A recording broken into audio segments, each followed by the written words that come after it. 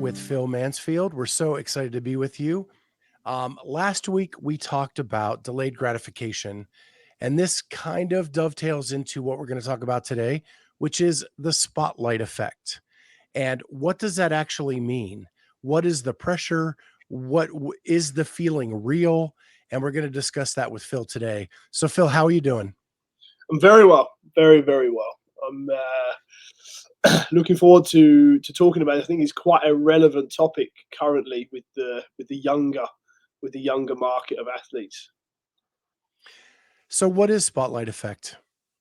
Well, essentially it's to say it not so kindly to start with is a heightened self awareness or a heightened value of self.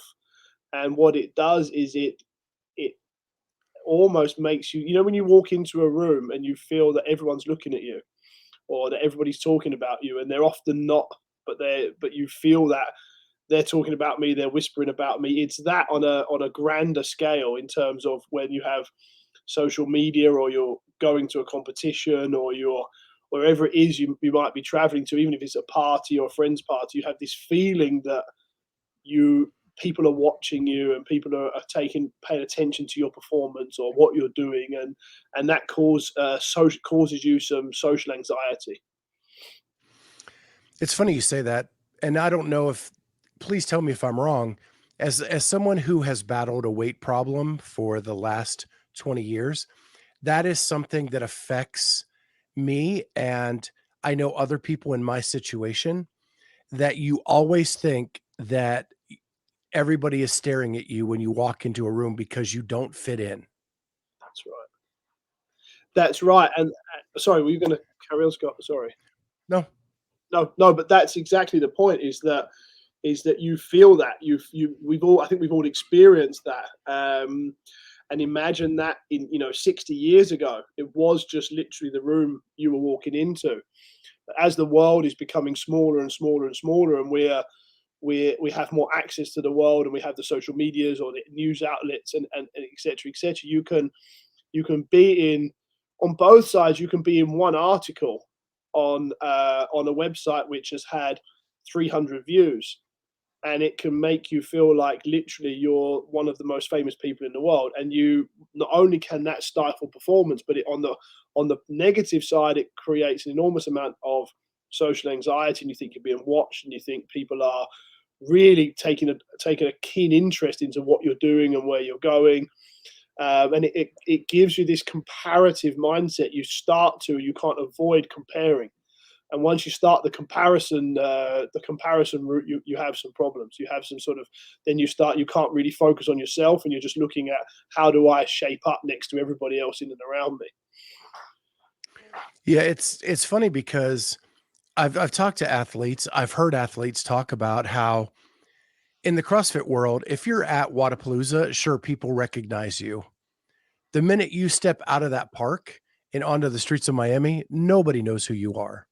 So how do you battle the two, right? If you're at an event or you're at something that is very CrossFit niche and um, CrossFit heavy, yeah, you may get recognized, but walk away from that. And even Rich Froning says he can walk in Cookville Kroger and nobody knows who he is.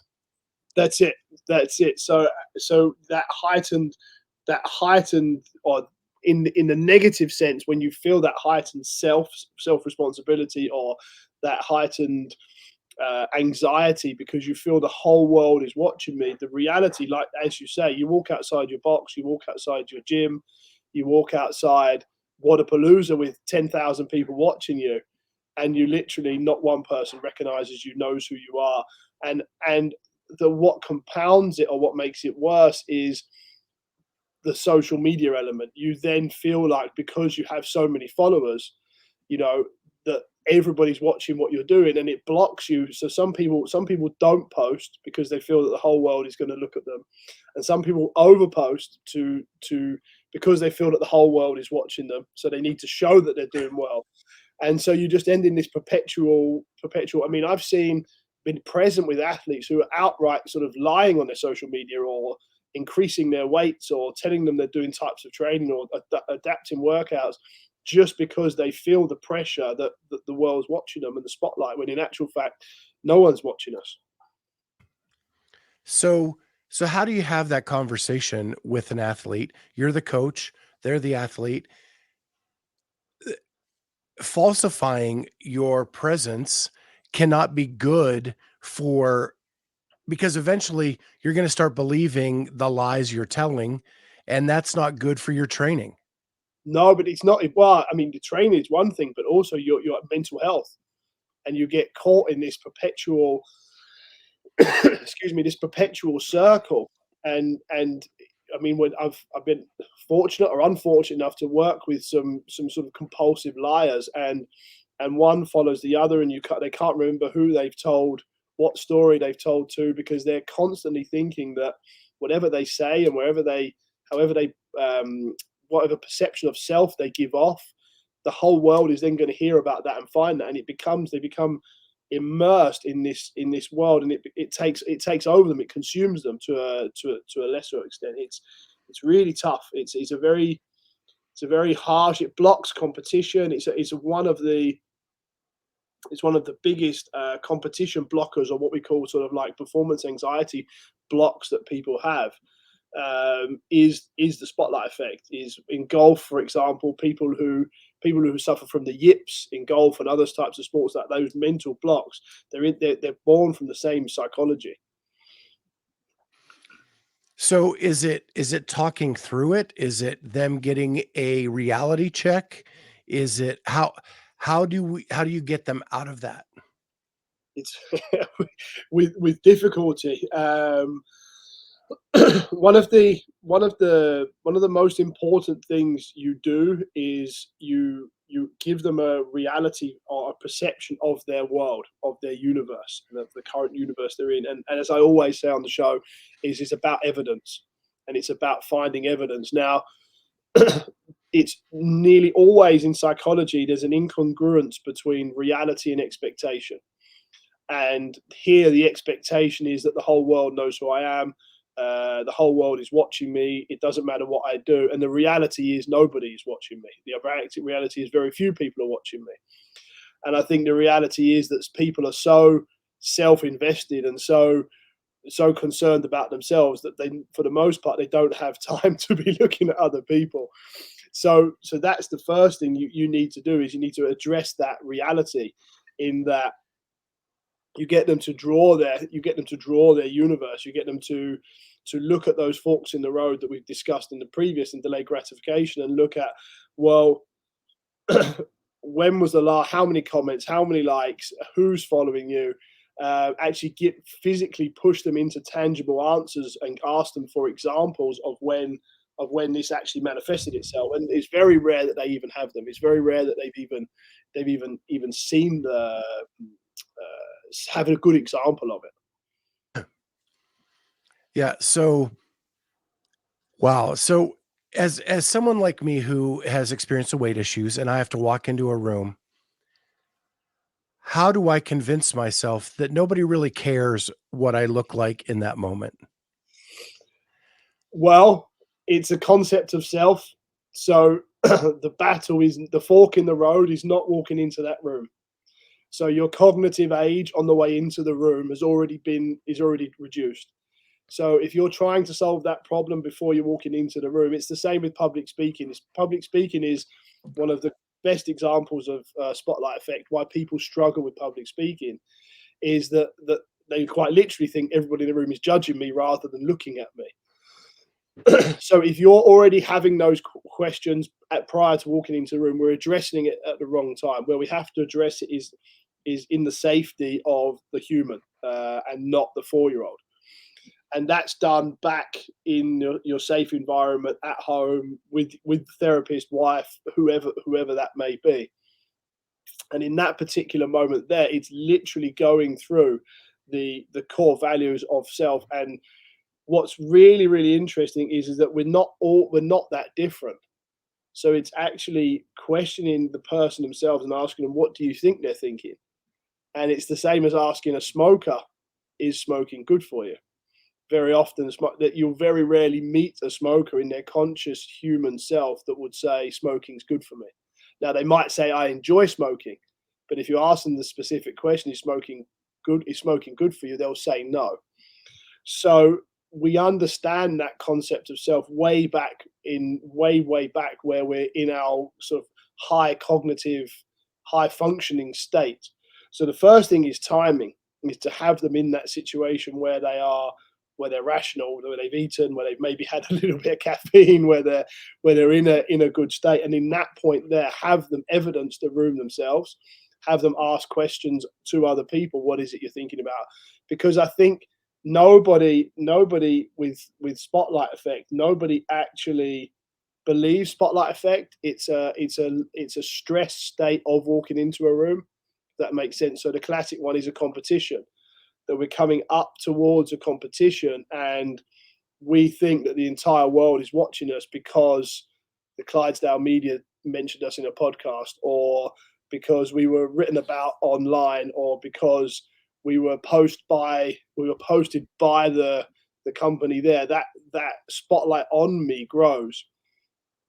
Where once we've reached that point, we're already past the point where we can help, if that makes sense. So the work Yeah. from the coach's side is way earlier than that. It's pre-season, it's off-season, it's in training camps, and it's preparing them for the fact that this attention is coming later on. And it's the same with you walking into a room. There's nothing really I can say to you just before we walk into the room that would help you.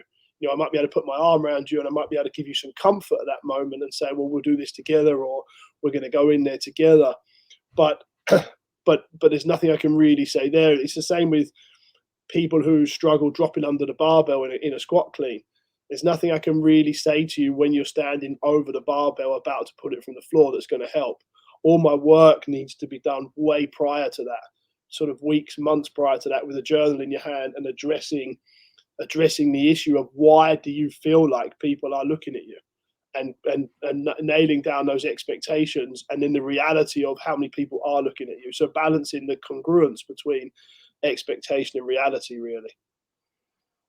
It's funny you say that because I think that that's it, right? In the calm of my own home, I know that it is not realistic that these 10,000 people at Wadapalooza are going to be staring at me as I walk down the sidewalk to the stadium, right?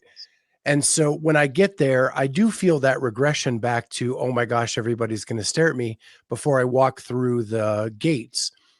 However, as I walk in and people are giving me hugs or fist bumps or high fives as I'm walking in, all those cues that I told myself at home are helping me get my cognitive age back up and So realizing that I'm overreacting, that this is not a reality that people can that even care about me in this group of 10,000 people with all these lights, flashes, all this stuff going on.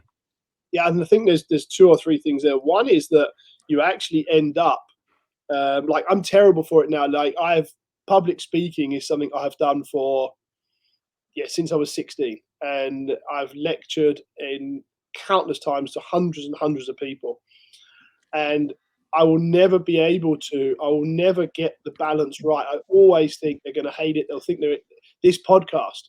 The fact that we've got 11 episodes absolutely surprises the life out of me. You know, I'm sure that at some point the feedback is, "Hey, can you guys just stop talking, please?" You know, and you think that, and you exaggerate that in your head, and it grows. And at some point, you have to find these triggers.